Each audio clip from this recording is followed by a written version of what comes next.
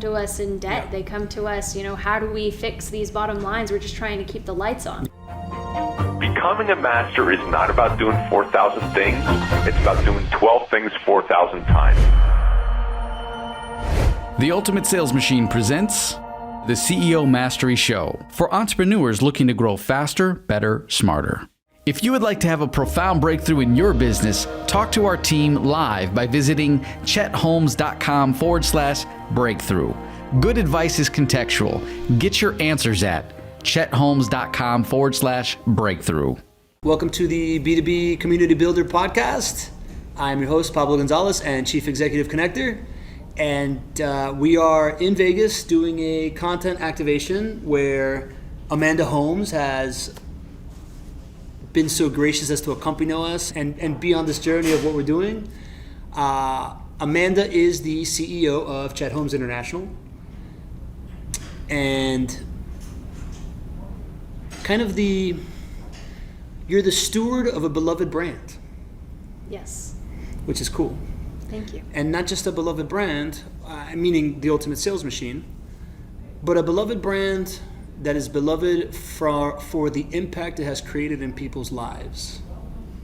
Very much so. Yeah, that's cool. Let's talk about what we're doing, right? What you sign up for, Amanda?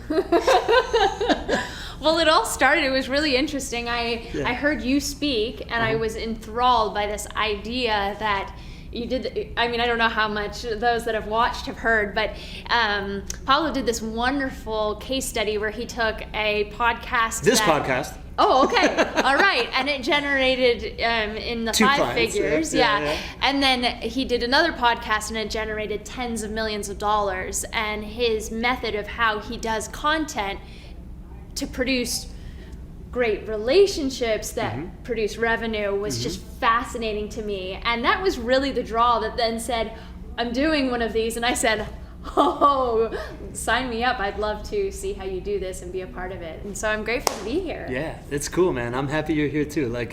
This to me is a microcosm of the value of having a stage, right? Like, it's whenever you have a stage, getting to invite people onto it, right? It's this awesome invite that you get to attract wonderful people, because most people that want to take a stage have something to say and they have something that they care about, and it attracts really, really wonderful people. And this podcast has been my stage for a while. Before that, it was charity groups, right? Like, my stage was just like my 20 young professionals that I was the steward of, and I could reach out to the superintendent of school and get breakfast with him because he's going to be speaking to 20 young professionals, right?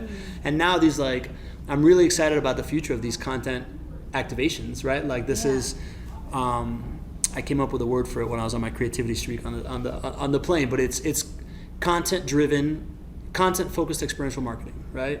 Something along those lines. Oh, I love that. Yeah. So I'm excited. I'm just conceptualizing right now the idea that this is going to be the first of many, and you and me may do a couple more of these or a bunch more of these. So. But I also feel like I'm going to be doing a bunch of these, and I have this invite to every time it's a new thing. It's like a new baby, right? Like, I like to surf. Every wave is different. Yeah. So every experience is going to be different, and every time I'm going to get a chance to invite somebody extraordinary, which I find really compelling, which I think is kind of cool. Yeah. Wonderful. Yeah. So that's awesome. I'm glad we created that. All right, Amanda, I wanted to start with you on. We talk about this, that you're the reluctant CEO that stepped into the limelight and have really embraced it and done very well.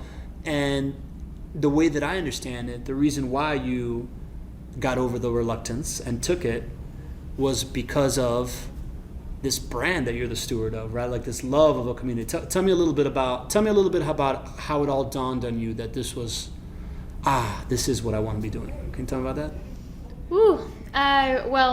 Some backstory for people a bit. So I was a singer-songwriter, right? I had just released my 4th record. I went to music school, so no part of my father's organization. And then my father sadly passed, and 9 years ago. And And there was no plan. There was no succession plan. There was nothing planned for me to step in. And for the first 2 years, I looked around and went, okay, let me put a C-suite in here. Let me hire a CEO or a CTO or a CFO. I mean, we've assisted over 250,000 businesses around the world at this point. So my father's book, Ultimate Sales Machine, is in the top 10 most recommended sales books of all time. I don't know if it's in the shop, but Ultimate Sales Machine, cult classic. So, yeah, it was a ginormous organization, all filled with executives, right? Our clientele were executives, and here I am, 25, 26, looking at this going, oh my God, I have nothing to be able to know how to be a part of this or do this. So I first started just by asking questions. I would peep in on calls and I would go, hi guys, who is that? Oh, it's Amanda, hi. You know, and as I started asking more questions, people said, you're asking the right questions, keep asking. You know, because a lot of people walk into leadership roles and they think, oh, well, I know everything, let me tell you this. Yeah. When do you ever get anybody to grow with you or to adopt, right, and go with you? So first it was a lot of questions. What when people were telling you that you were asking the right questions, what were those questions? Do you have a sense of that? Yeah, so for instance, we grew our following on radio. And it just so happened that right as my father passed, laws went by that you couldn't drive and hold a cell phone. So our call center, our call to action was call in to get this free report. So our calls dropped off significantly. So our lead source was in a real dire strait. And my father was the innovator. And everyone else didn't know how to innovate. So we were running radio ads with his voice still a year after he had passed. We didn't, the marketing team didn't know what to do with it. And then they were also having a hard time tracking the results. So I'm just trying to understand this puzzle just like everyone else, right? So I'm just asking questions, you know, what's our conversion rates? How do we know about this particular ad? How did it produce? Have we run other ads with different voices, right? Just simple things. Just intuitive questions. But right. The intuition was there. And I think there was so much overwhelm at the time that it was a little bit hard for people to see past that overwhelm. Okay, interesting. All right, so then talk me through it then. So you're asking the right questions. You were questioning yourself. Yeah. And then, so I study under an Indian saint. Sarvalokama, Her Holiness Shri Shri Shri 1008 Guruji Punamji. It's very long, but we just refer to her as Guruji. So she had told me that it would be wonderful that this legacy that my father had created, that I could continue it on and give it a new life, and then that would be good for me. That would be what's best for me at this point, which at the time I'm like, that is crazy. There's no way that I could do that, right? I just didn't think it was physically possible. But she assured me that it would be. And then what I really fell in love with was our people, our clients. I mean, sales training is something that can completely change your world, right? Totally. It takes a company from $1 million to $5 million, from $5 million to $10 million, from $100 million and beyond. So people would come back to me, you know, they would cry to me all the time about my father passing. They felt like it was their uncle or their father themselves, right? That was the kind of bond that book and my father's trainings created for people. Yeah. I even just had one last week of a gentleman who's like, I'm so grateful I'm alive today because I got in a car crash last week and your dad talked in the book about how to bounce back when you fall, because he got in a car crash, and he explains this process, and he's like, if I hadn't read that, I would have gotten probably killed in this car crash. Like, the randomest things, but the most miraculous gifts, and all around the world. I mean, the book is in 13 languages. So I was just talking to a gentleman. The most recent thing that people have been telling me is that the book is second to the Bible. It's the book they read the most. Yeah, and I've experienced this, right? Like every time I pull you into a room, somebody in the room is like, "Oh my God, Ultimate Sales Machine!" And I'm like, "This is cool, right? Like this is what made me think of you for this, right?" Because I'm just like, I've never seen Amanda, and up until this weekend, it was all virtual rooms, but it still happened, right? Like Alex was like, "Ultimate Sales Machine" when we hadn't even told him, which I find really fascinating. That's interesting. So when you're talking about a process that takes somebody from 1 million to 10 million, that is taking somebody from having 8 to 10 employees to having 25 lives that they are now in charge of. Yes. To, being pretty sure that their kids can go to private school all they want from that delta between 1 to 10 million. Yep. Afford colleges and stuff like that. Yeah, and if you look at organizations, 60% of companies don't make a profit. Yeah. So at $1 million, maybe even some millionaires are making more than the $10 million companies, right? They come to us in debt. Yeah. They come to us, how do we fix these bottom lines? We're just trying to keep the lights on. Yeah. No, I get it. That's really interesting, the impact, right? So then now you start to have people feel like this book, your father's training, the work that he's done and the bonds that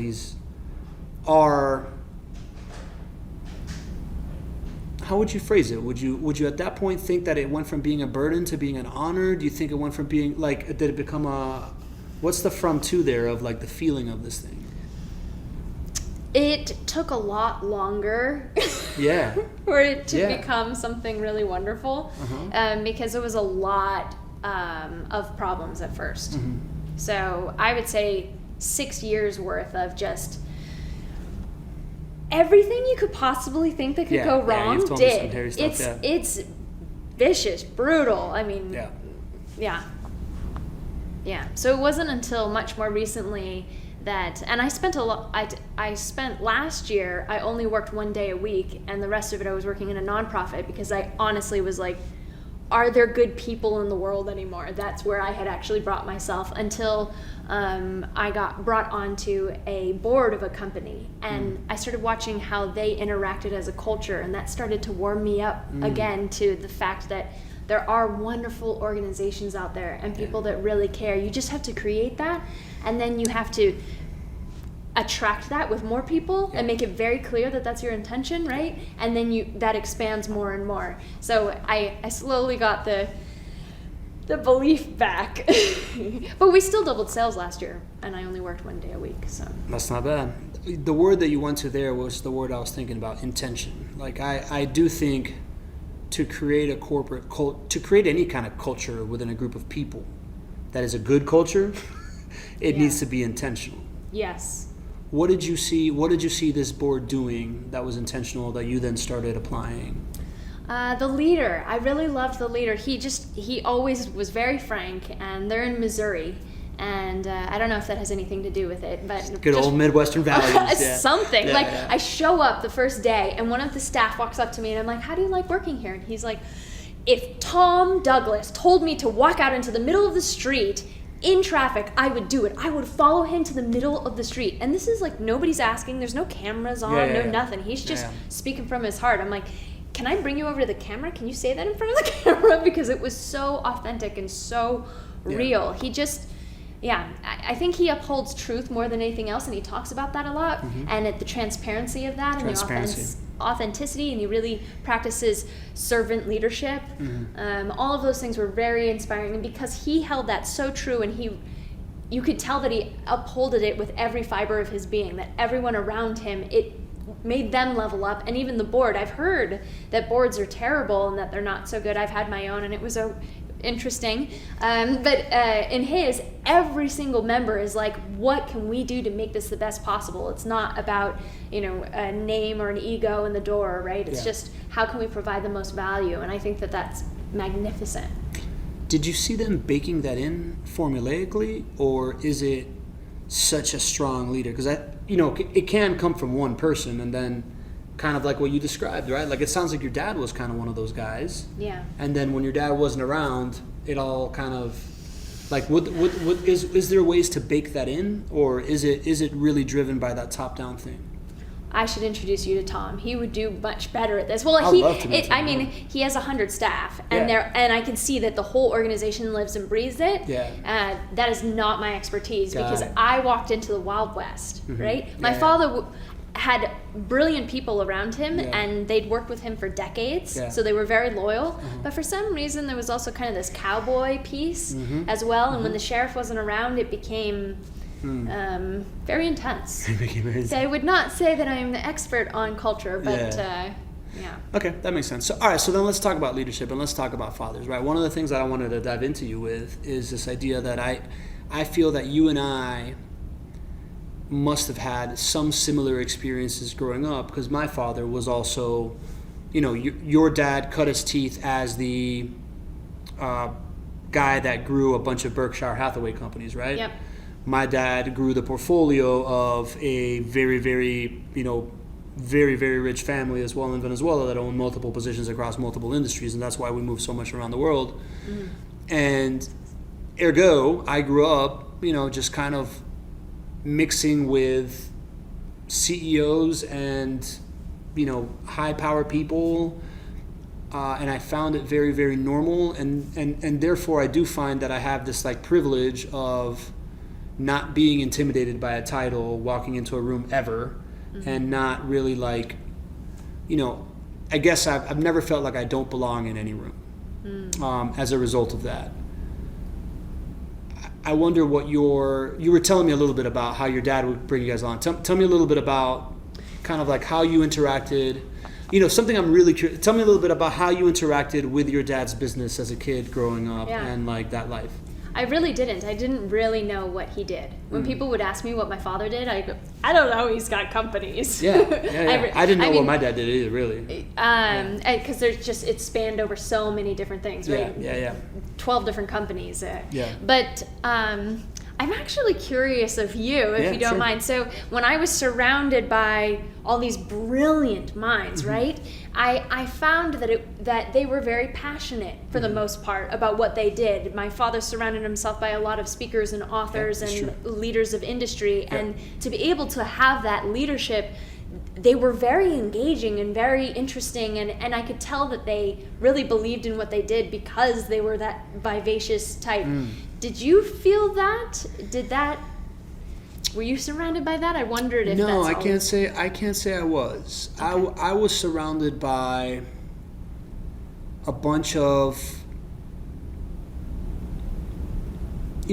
my dad's circle by the time that I got into like the consciousness of it, after Spain. In Spain, it was very old Spanish money, right? Like the number one real estate holder in Spain is this guy Samuel Flores, who's like 6th generation Samuel Flores that has been breeding bulls for 200 years, and like he serves up the bullfights in Spain, and like the king hunts on his land, and all this like really like statesman stuff. Wow.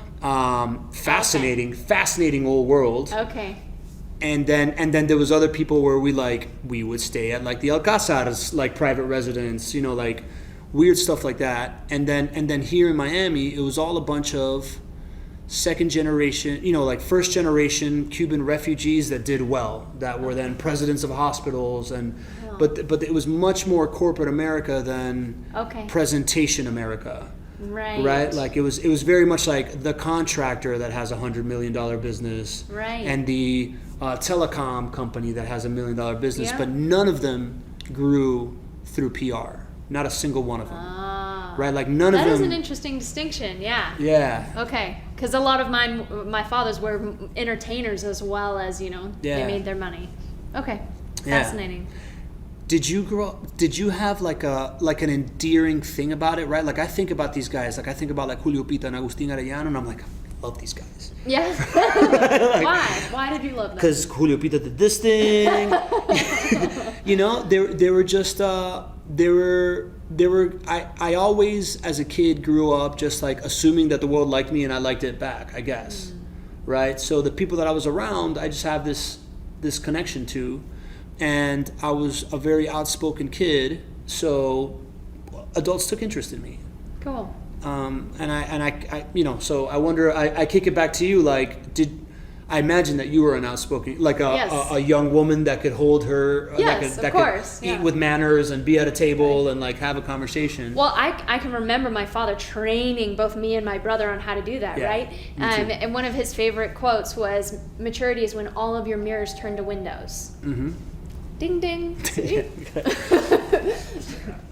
Maturity is when all of your mirrors turn to windows. Yeah. Yeah, thanks, man. Appreciate it. Yeah. This was not just that. Things still going? Yeah. All right.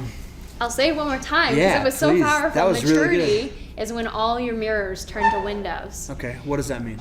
It means to look beyond yourself and really look through to other people, to ask them questions. It's the same as, it's not about being interesting, it's about being interested, right? So he would train us to, how do you ask the other person? What are their interests? I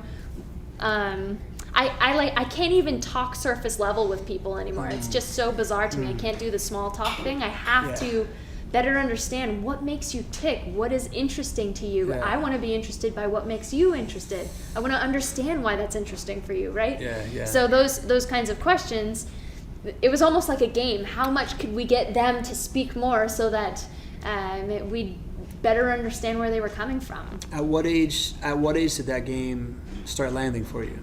Like, at what age do you remember the first time they were like, okay, so conversations are a game, let's do this? As far as I can remember, Really? I don't know. That's super I was interesting. very talkative. Yeah, we were not taught personal development as kids. Okay. Like, you know, like, to me, like, Yeah. your Oh, dad's, no, I got your dad's like everything. ingraining Yeah, personal yeah. development and stuff like that. We were just taught manners. Okay. We were taught, like family values. Okay. But family values are not exactly congruent with personal development often. Okay. Right? Like old world Hispanic family values are really just like, no, here's the perimeter. Right. And no more growth. This is it. This is us. That's them. Okay. So that's interesting. Yeah. So you're around that. Continue. So, like, one of my father's favorite questions he would always ask is, if you could go back to the age of 14, knowing everything you know now, but you'd lose everything that you have, would you do it? Or would you rather, that's the question. So Would knowing you do everything it? I know now? Yes. Of course. Who wouldn't do that? A lot of people wouldn't. They'd be like, what if I don't meet my wife? What if I don't have my children? They would be too afraid to lose what they have now to go back to that age. Oh. That never crossed my mind. But it strikes great conversation as well. Yeah. It's like, that's a question that really asks at the heart of somebody, who are you and what makes you tick and what's important to you? Yeah. So who are you? What makes you tick and what's important to you? Yeah, see, I don't even know. Man, going back to 14 would be really, really a lot. I've crammed a lot in. I'm one of those that like has to cram 60 seconds out of every minute. So it's a lot of living. I'm not somebody that has. I agree with the overall tenet of like, I don't want to be anywhere but where I've ended up right now.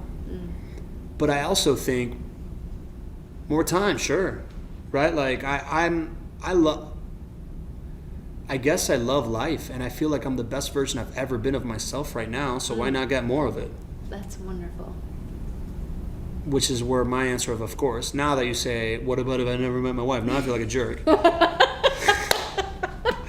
No, but that's awesome. That shows you, right, that you're just willing to go for an adventure, right? Yeah, It says a lot about you. It's I am fascinating. definitely adventurous. It's a great question to start a conversation that's more than just, what's going on at business today, right? Because then when you really know the person, then it becomes something even more magical when you do become a business, right? Mm-hmm. Yeah, I agree with that. 100%. So what is your take on the role of community creation as far as how it affects the businesses that you've worked with, the business that you're working on right now? What's your take on that? The best community I've ever been a part of is the nonprofit, Divine Bliss International. And that really has helped me sculpt my values in a really serious way. And I'm very grateful for that community. It's like a second family to me, and we span across the world. So whenever just last week, I was driving at 2 a.m. and I was kind of falling asleep. So I called my friend in Thailand. I'm like, keep me up, because it's broad daylight there, right? Or I'm kind of a night owl, so I'll call one of my best friends in Australia who's a part of that group. And there's a bunch in Singapore, and then there's some in America as well. And that really taught me the value of, I think it's an old African tradition of you only go so far alone. If you want to go fast, go alone. If you want to go far, go as a team, right? Yeah. And watching my guru and how she taught that dynamic, and it took years of working with all these different, because especially with different nationalities, I'm sure you can relate to that, right? Culture, like yeah. everyone comes from a different, we'd be perpetually offending everybody because somebody from Asia feels that the American is too loud, right? I was always too loud. I'm like, oh my God, what have I done now? Yeah. But once you bridge those gaps and you understand where people are coming from, man, you just, the speed and the strength and the stability of a team is magnificent. That's where I've learned it more than what I've learned in CHI. So I 100% echo with that. To me, everything that I talk about in community, I am reverse engineering from nonprofits. Oh, okay. Yeah. That's interesting. Yeah, 100%. That's where you come. Okay. Not that, kind of like you, right? Had a career, got super involved in a nonprofit. The outlook of how we activate people when it's just for the greater good versus when it's a transaction has completely changed my life. Wow. Yeah, and that's even the internet talk show is a evolution of how we hosted our young professional meetings. Wow. And how we pulled off events and how I used it as a stage and how that got me then business and like it's all been an iteration through that. Oh my gosh. So I completely agree. Have you made some of those bridges? Have you done any of that stuff from like seeing how the nonprofit and everything that you were doing works? Like, why don't we take some of this nonprofit framework and put it over here? Have you done any of that? Yes, definitely. With my team, empowering my team. So when I first came into the business, it was all about, let me prove myself. I'm going to prove to you guys that I can do this, right? So I bring in the biggest client. Watch me double our marketing, right? Watch me, innovate our sales team. So it was all about like, let me prove myself, because I was kind of needed to. But at some point, and I was really blessed to be around, world-class people, so I got to absorb a lot along the way. But at one point, I started realizing, well, if this is just the Amanda show, what's the real point here, right? What are we trying to do? We're trying to impact as many people as possible and give them something that's proven, something that's decades, right? Yeah. And it doesn't have to be Amanda doing everything, which was a big realization, and then giving others the platform to be able to rise up and stand as leaders themselves, right? And that's when I took on, I have a little intern that's 12 years old. He's amazing. Yeah. He's amazing. He has... Domestic?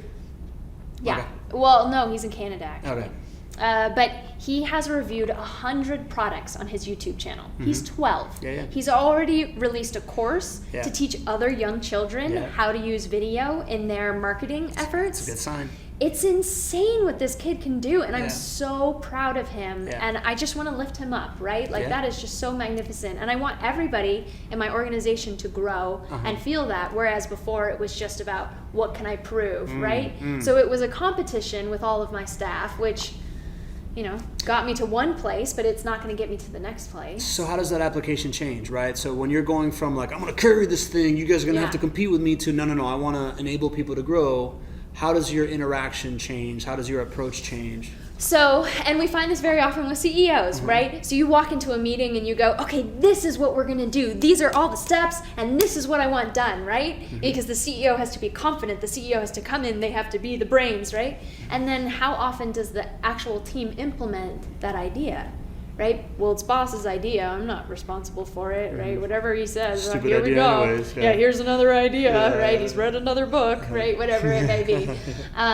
But so instead of coming into every meeting feeling like I'm on the spot of I have to prove something, now it's I am here to discern. I am the discerning factor. You come to me with the decisions of something if you're stuck, but I'm relying on you to provide the answers, to provide the solutions, and giving you the platform to be able to rise up. I might even say, this is something that I'm working on. What are your suggestions? As opposed to, I felt that I had to come up with every answer. And that doesn't create a sustainability amongst my staff. Yeah, you're teaching people how to make decisions instead of making decisions for them. Yeah. Yeah, I like that. That's cool. And we teach that. That's part of the book too, It's right? part of I'm the like book. reading It's it part in of the the book, book. and I'm It's like, part of the oh, book. okay, It's I part of gotta the do book. this, right? So there's systems of how to do that and foster that and create accountability and create responsibility and I'm sitting here trying to digest the idea that you're navigating your dad's legacy with a manual that your dad left you. Yeah. That's so deep to me. And I think about the role of content as a legacy, right? Like what we talked about at lunch. This idea that I really wish that my brother used to write, everybody in the family, we have like a family like Yahoo group from like 25 years ago. And every time it was somebody's birthday in that group, my brother would write them a poem. And my mom has like the whole list of the poems, right? And then I have this like one video of my brother singing in the car. And I think about the idea that in 2 years I'm going to be my brother's age when he passed. And like, was he right or was he not right? It was, so. What do you mean by that? Was he right or was he not? Oh man, I'm thinking about this one thing specifically. I'm thinking about the fact that he told me at one point that he's like, I've already peaked. And, I've had to like accept the fact that I've already peaked. And I was like, Bert, you've never peaked, right? Like you've never peaked. Like that is a false thing, right? Like I didn't have like the language back then because I wasn't in personal development. I didn't have like false narrative and whatever, and like negative self-talk or whatever, right? But like it just didn't make any sense to me, right? Like I'm like, no, dog, like you can always not peak. He's like, no, because once your trajectory tapers off, you're done. So like I'm already at my peak. I've made my peace. And I wondered, and really, I'll tell you right now where I'm at in life. I'm feeling like I don't really think that that's accurate. That I'm going to feel like I will have already have peaked by the time I'm 42. But was he an athlete? No. Okay. No. That's very common with athletes. It's common with athletes. And that's why they crash so hard. I mean, what is it, like 80th or 90th percentile of athletes end up going bankrupt? Yeah, correct. Professional athletes. Yeah, correct. I have a best friend who said the exact same thing to me. Yeah. He had this one game that was so crazy. They won the ESPY for it. He like hit 4 home runs with a broken finger or something. And he's like, I've peaked. I accept it. It's okay. Listen, that might be true for an athlete, right? Like, if you can't redefine how to get your fix from something, like, it's going to be really hard to beat the camaraderie of a locker room, the adoration of, like, 40,000 people watching you do your job. Like, I empathize for athletes, man. That's tough. It's the same thing with astronauts. And astronauts, yeah. Okay, you've reached the moon. Now what? Yeah.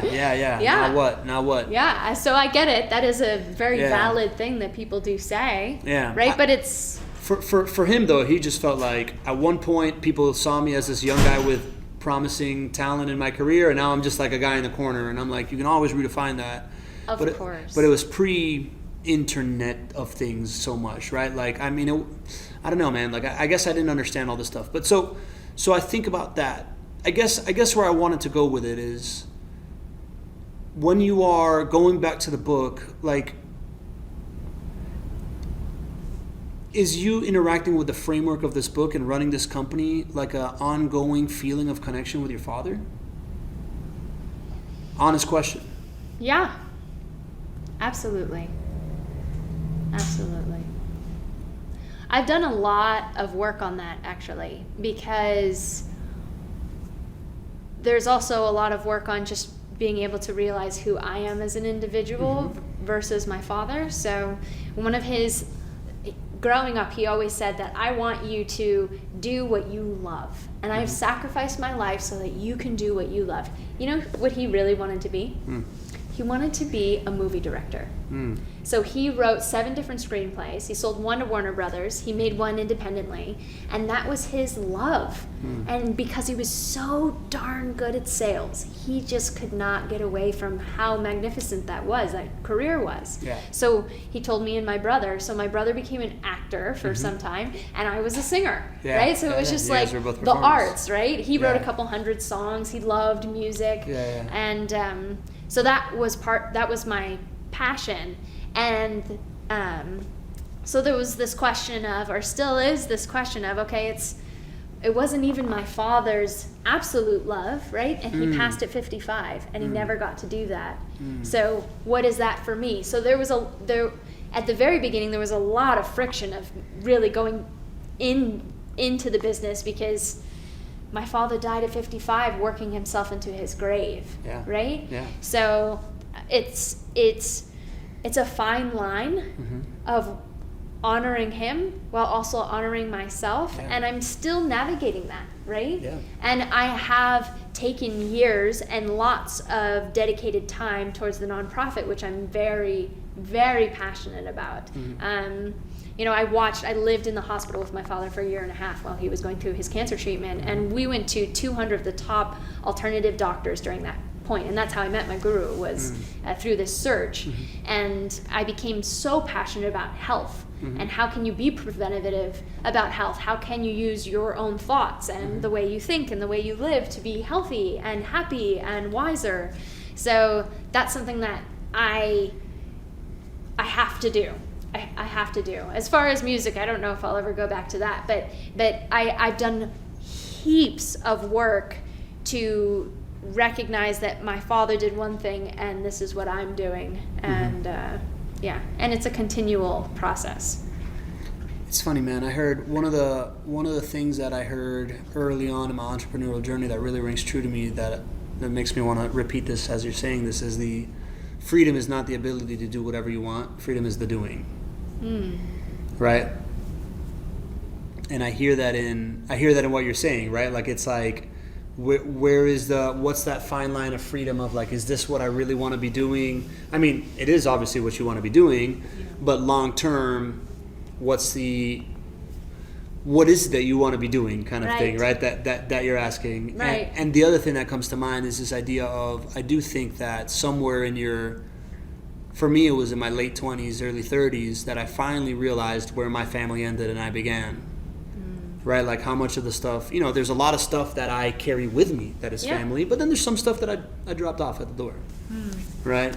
Huge. We all have that. Yeah. We all have that. And we're dictated by this frame that we've believed, my brother was the smarter one, my sister was the, successful one, right? I'm the whatever I am, right? And we think that that's what defines us. I thought, I'm a 24-year-old singer-songwriter, how could I ever, right? I'm not a sales executive. And the more that we can work internally on those ideas and those thoughts and identify what they are, and then be willing to accept that and say, okay, I'm going to be the best version of myself, whatever that may be. I think that intention, holding that every day, and it's not even like every day, it's nearly on the hour. Like, I have to verbalize to myself, I verbalize, I grant myself permission to connect to my higher self. That's my saying that I repeat all the time. I grant myself permission to connect to my higher self, because it's so easy to be victim of your fears and your anxieties and your angers and your past traumas and your belief systems and, Yeah. When you're saying this, what I'm hearing is that the key is to continue to seek it. Yes. Right? So it's like, wherever you're at right now, as long as you're still seeking it, because you might be, this is what I want to be doing, but I'm still going to continue to seek whether or not this is what I want to be doing or not. Yeah, because you make decisions every single day that can change that or alter that. Or something happens in your life where all of a sudden what you want to be doing is no longer what you want to be doing. Yep. And we should have the freedom to do that.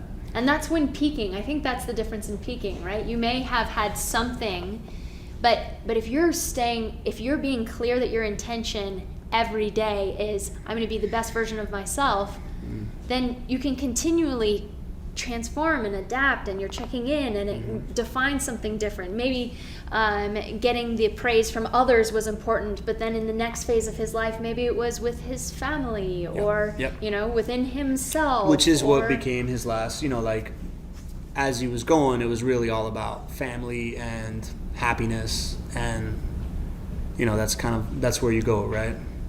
Yeah.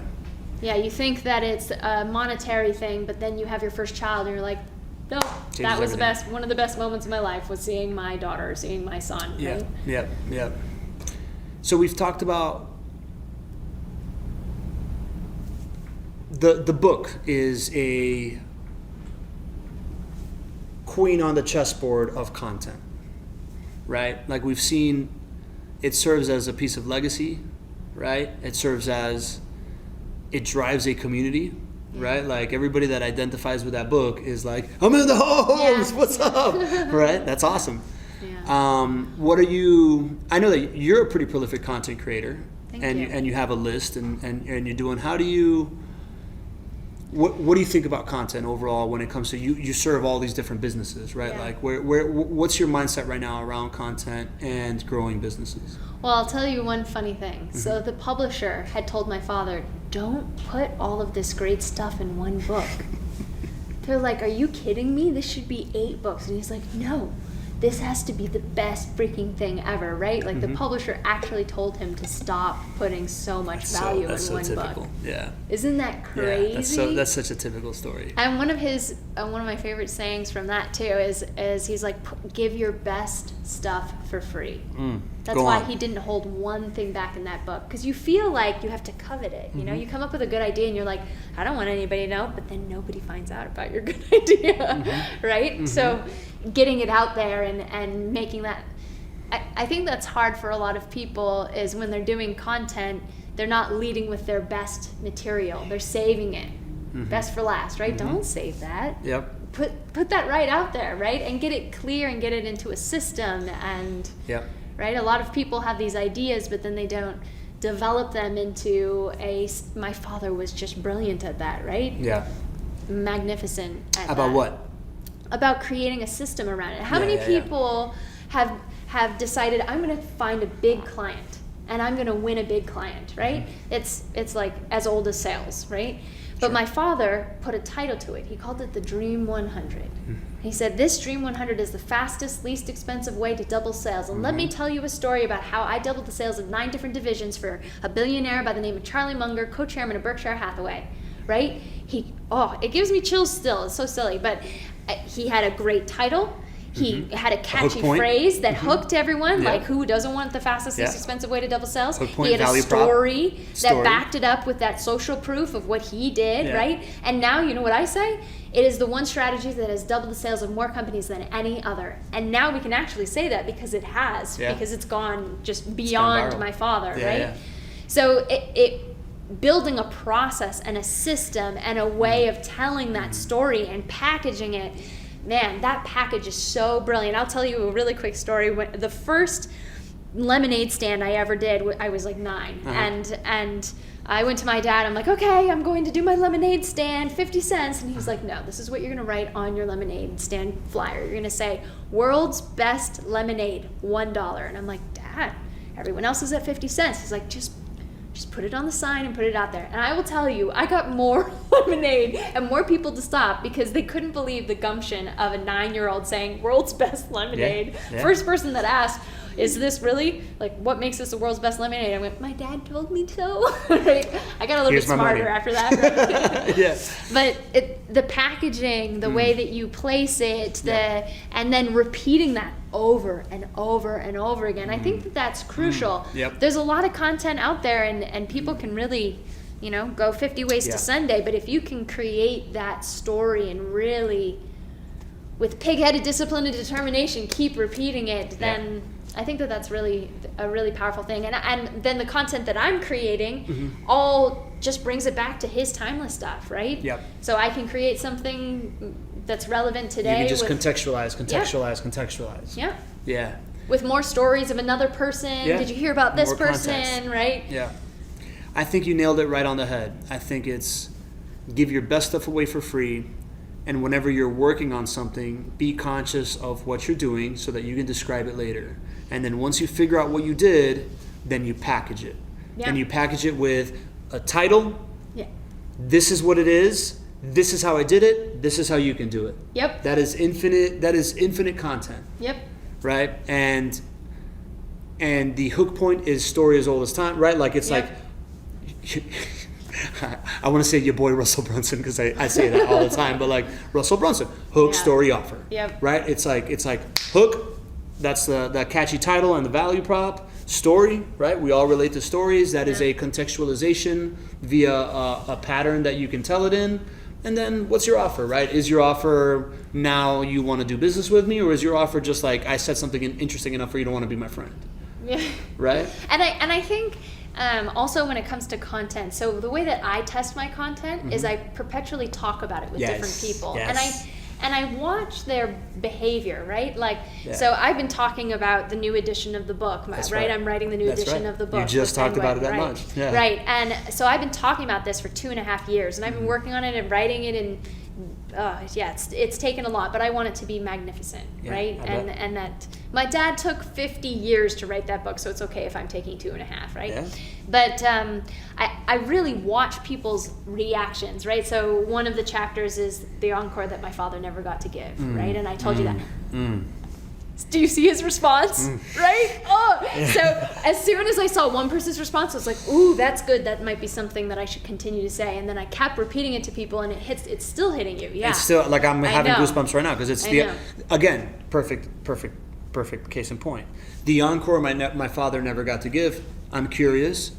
I was working late night. I found this email that was my dad's final chapter that he never got to put into it. Yeah. Oh, I got chills again. I have chills right now all over my body, right? And whatever that is, I want to read it. I want to read it. Yeah, that's perfect packaging. Right, but I think that people kind of like just put things on social media, or they put ads to something, or they're not watching human behavior, right? There's something to be said when you watch someone's face and you tell them and you see how their body reacts to it. If, like, I've also been saying that part of what I want to talk about is self-mastery. And people don't really have the same response. They're kind of like, yeah, that sounds like work, right? So I'm like, okay, packaging isn't there yet. Yeah, self-mastery is not the package. That is not how you sell this, right? Yep. Which is interesting. You have to find the right thing and just keep testing it, You're right? But watching the human response, because we go so online so quickly today, it's hard to bring it back to that human. That is exactly why I think that the fundamental mistake people make with content is that they think audience in instead of relationship out. So if you can, whatever you're doing in content and what you think, if you're, number one, I always say make content with a buddy, right? Like exactly what you're saying, right? Like you are iterating through your content by like seeing how I react to it. And if you can capture something that makes me react in that way on video, then I might not react the same just on like a screen, but it might be 95% of it. Yeah. And that's pretty freaking good scale, man. Yeah. So that is a perfect example of that, right? Like this idea of what works person to person is what works in content. Yeah, I think that's why this whole journey of human to human has happened, right? It's not B2C, it's not B2B, it's H to H, it's human to human, it's heart to heart, because it's true. It's so easy. So for a period of time, I didn't see the majority of our clients go through my sales team. They go to my coaches and my consultants and my presenters and all of this. I really only get to work with the Fortune 500 and our bigger clients, right? Sure. So I'm missing a huge gap of them, and it started to become just kind of numbers, like what's the open rate, what's the click-through rate, what's the purchase, what are your sales? So just in the last 6 months, and I also did it 2 years ago where I drove around the United States and I just said, I want to meet you. So good. Let's just meet face to face. I want to be in your office. I want to be in your hometown, and let me just interact with you, because I had lost that. I had been too far away from it. It's really smart. And it was really interesting. It's been interesting to see that and to learn listening and observing. What's the biggest takeaway that you took out of one of those trips that you would not have had if you didn't go and sit down in someone's office? Like, is there, you don't have to say who, but like, is there like something that you think about? I was like, oh my God, we've been doing everything wrong because you were there.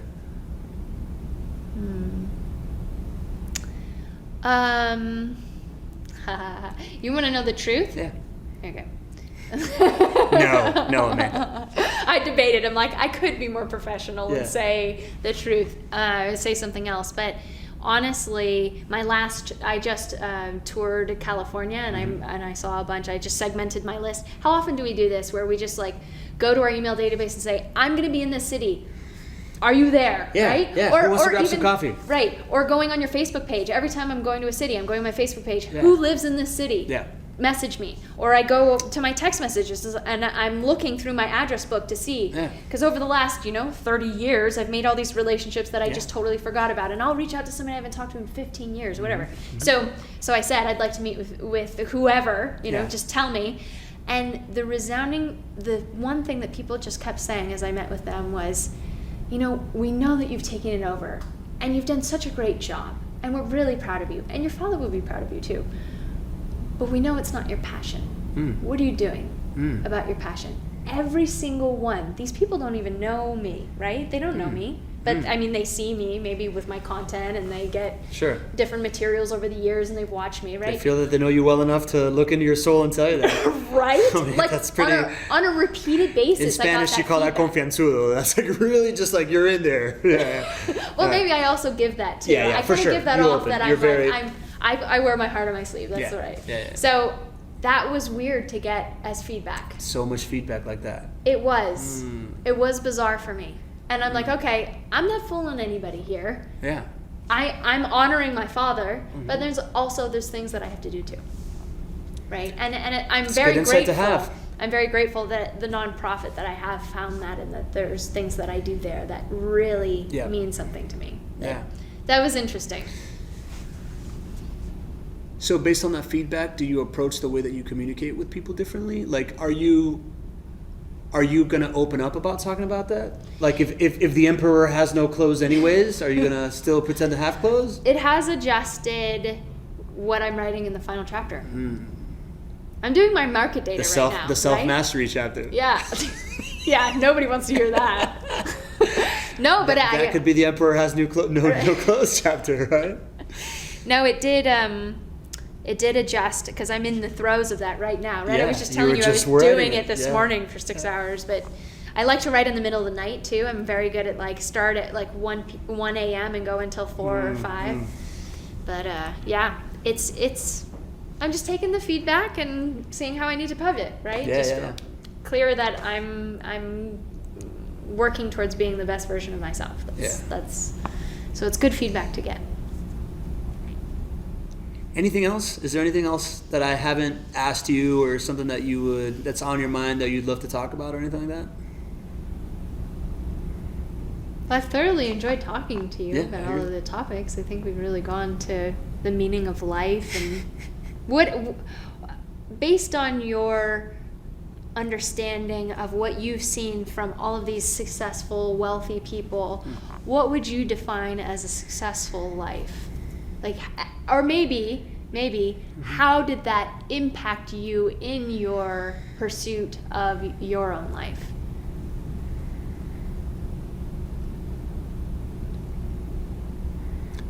I don't know if I was impacted positively by it all. And I don't know what positive or negative is with it all.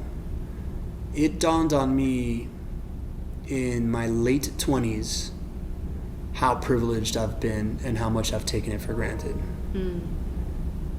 At 28, I left Fortune 500 and took some time off, and it was the first time that I started doing my own laundry, ever. I didn't know how to do laundry. You want to get personal. I lived in California for 5 years. I don't think I changed my bed sheets. Okay. I was an animal. Yeah. I think back to some of that stuff. So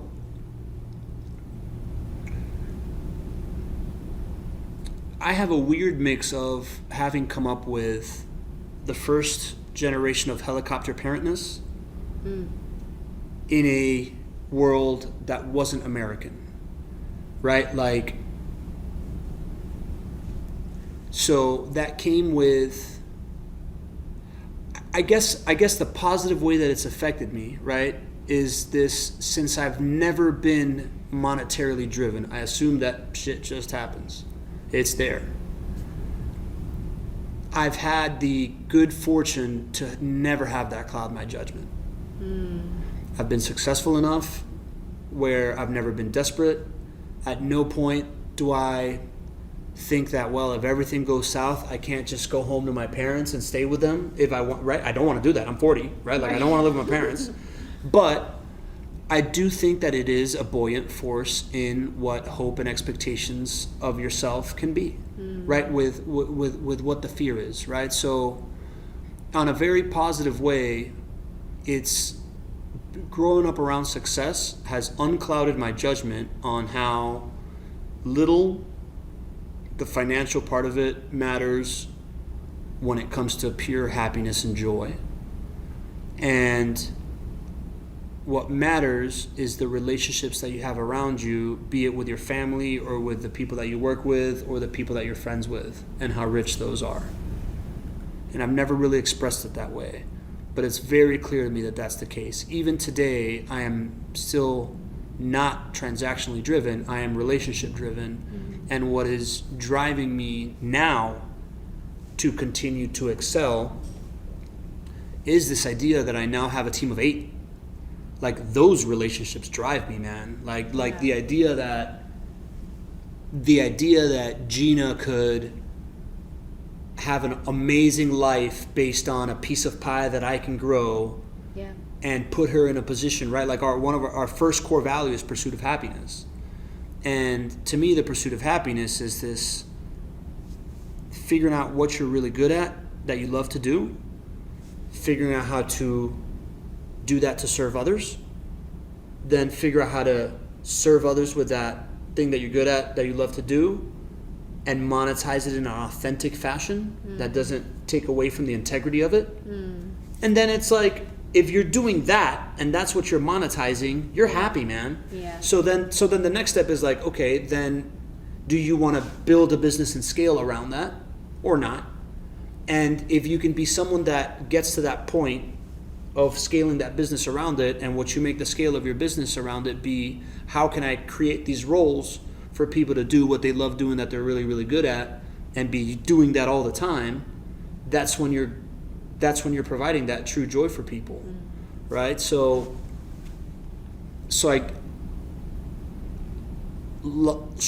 long answer longer. I think that's what it is. It took away that governor of scarcity for me. And that's the positive side of it. The negative side of it, it made me very, very complacent. And I don't know if that's negative, right? Like, I think that there's no growth without struggle. And not knowing what struggle is for 32 years of my life until my brother got sick, I want to trade that. Like, I'm good, man. Like, I feel like I'm playing with house money. Like, the rest of my life could be struggle, but I had these like first 30 years of my life that, I shit you not, there was no problem that I had that I didn't create on my own. Like, everything else around my life was very stable. And I can't discount how instrumental that was to forming me as such a positive person, and which I think is something that opens a lot of doors for me, right? So, I don't know. I think that's the overall effect it had on me. I don't think I ever once as a kid was like, oh, I need to see what Agustin Arellano's doing and I want to copy that, or I want to see what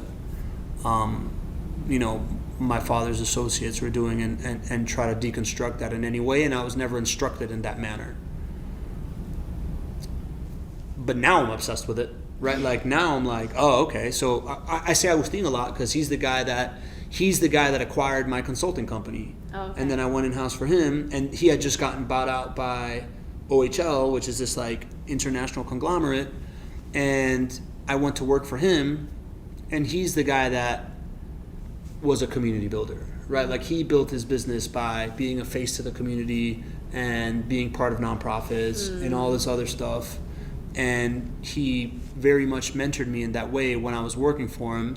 And then, like all great entrepreneurs, when they get bought out by a giant conglomerate, say, fuck you guys, I'm out. And then the company went to shit. Like, bummer. No, but it's fine, right? Like, he left a team of just like very, closely knit people.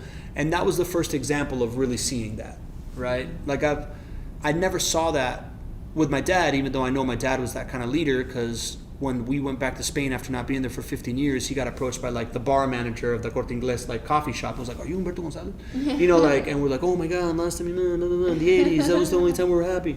And yeah, so you know, like stuff like that. But I never kind of contextualized that stuff. But working for Agustin was very clear to me that this like benefactor of society is a great figurehead for a company. And then being part of nonprofits and being on the boards of nonprofits, I realized really quickly that I am someone that's always been obsessed with access. And the people that have the most access in Miami, at least, are the ones that serve the most. Wonderful. Right. So that's kind of like my full arc. And then at that point, it became window instead of mirror. It became, okay, my job is not to be the coolest person in the room. My job is to see how many people I can feel like they're the coolest person in the room. It's wonderful. I love that approach. This was awesome. Yes. I feel like you just got me talking for like 12 minutes to finish that thing, which isn't how it's supposed to be. Amanda, if somebody wants to get a hold of you, what's the best way to get into your universe? Before that. Say that. I would recommend ultimatesalesmachine.com. There's a video there's actually 3 videos on the 1 hour a week formula to help you double your sales. And we give that complimentary. So that's a great gift that everyone can get. ultimatesalesmachine.com, like the book. Easy peasy. And then I play around on social medias. Yeah. You can find me there. My name, if you go on Instagram though, it's Amandita, because it's Amandita. my salsa name, Amandita Holmes. All right, cool. You're somebody with like a top 0.01% world-class network. How do you choose who you grow relationships with these days?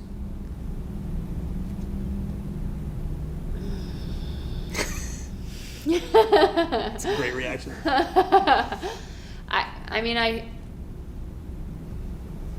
I spent a good amount of time in a very quiet place in a healing center that could basically have been India, but it was in Tampa, Florida, where for a period of time I talked more with plants than I did people. And so I had just recently come out of that quiet, still place.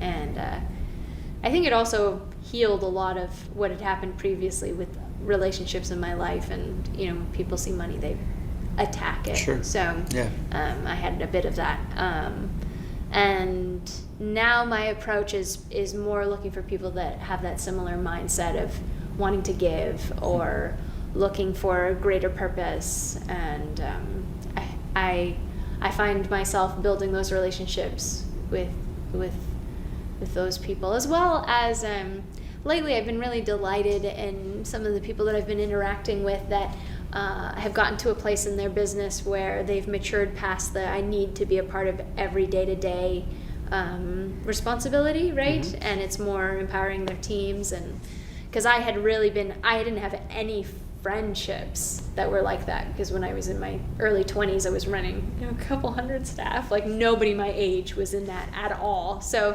finally now some people around kind of my age demographic are starting to have the maturity of business that I have been experiencing for a bit. So that's been really, really nice, where we can talk about our assets or what we're investing in, and So that's a personal answer. Yeah. No, that's what I was looking for. Listen, I'm really grateful that for whatever reason we get the chance to grow a relationship. Yeah. So, I think we have a lot of similar values. I think so too. And I think that that's the key, right? Like I think no matter what culture or whatever, like if you can, Jerry talks about all the time, core values are like the bumper lanes, right? Yes. Like if